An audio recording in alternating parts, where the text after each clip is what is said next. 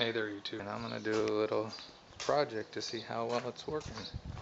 So come on, we'll go in. What I have here is my cooler, and with that cooler, I made a video in the past. I made what is called a Hillbilly air conditioner. What I did is I just took a piece of wood, cut it to fit, and then I put a piece of PVC here. And that hole, a little fan's gonna sit on. I'm gonna put some ice.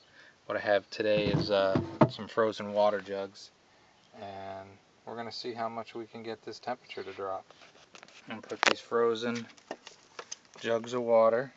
As you can see, they're frozen.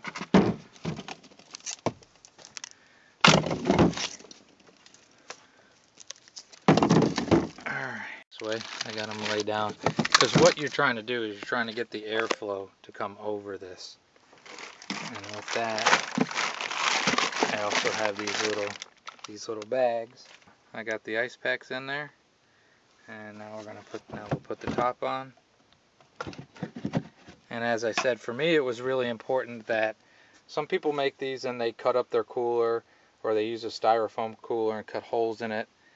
But in a small space, I wanted to dual purpose everything. So this is still a functioning, perfectly good cooler. As you can see, it fits down inside the little grooves on it, and it's good to go. I'm going to put the PVC in. And then what I'm also going to do is I have my 12-volt fan. The more power the better. This has decent power. I wish it had a little bit more.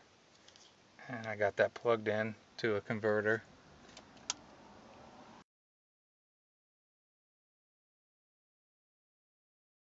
And we are going to go ahead and turn this puppy on.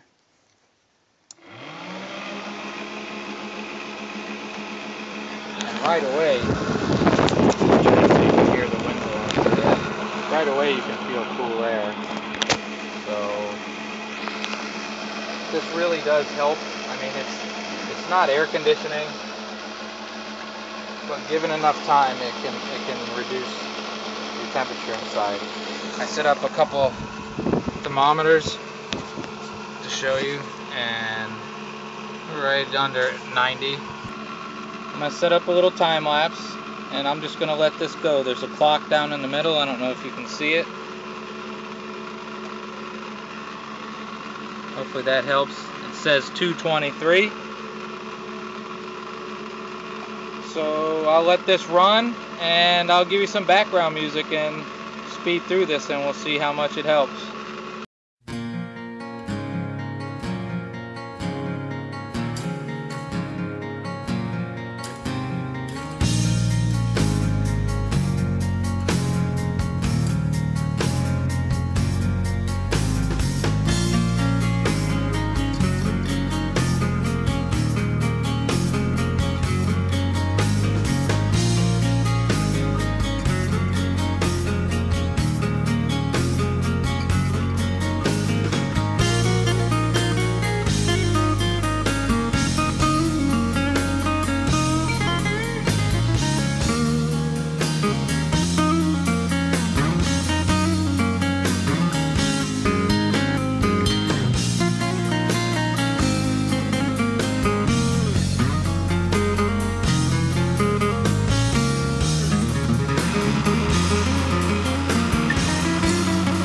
Okay, YouTubers, I'm back. Go ahead and turn this off.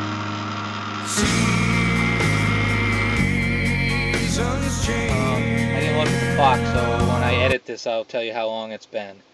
But it dropped, I'd say, a good 10 degrees in here, and it is very livable. You'd be surprised how much of a difference just a few degrees can do, but it's a big improvement. See what the status is of our ice. I would say these are about half frozen yet. So I think you can get a good day out of this, or a good big block of ice. Definitely workable and doable, and that's good drinking water, so you can drink it again after. Everything's got to have a couple purposes. If you're out boondocking somewhere and you're worried about heat, keep a cooler. If you got a place where you can stop and get a big bag of ice. That'll work. And there's several different ways. If you know of better, or if you've seen better out there, just get on YouTube and look for some Hillbilly air conditioners, and there's a lot of good ideas. There's some people that'll take tubing and put it around the face of a fan and then run it down into a bucket of ice water with a little pump and just keep that circulating, and that'll also do a great job. Maybe one day I'll make one of those. But this is my Hillbilly AC, easy to make, and as we can see, it really did cool this place down too. Everything has its limits, you know. I don't think you're gonna do this out in 120 degrees and be perfect in here, but it'll work. Now I will admit too that, as I said, being a small space, everything has to have multiple purposes. P.S. I did this yesterday with a big bag of ice, but when I came out my camera had messed up, so we tried it again with these frozen things that worked fine. The advantage for me is usually I keep 2 or 3 water jugs with drinking water in the RV that I can use to drink, because I don't like drinking from the holding tanks. That's just me. So if I get someplace where I'm able to freeze them, then I can freeze that. If not, I just buy bags of ice to use this.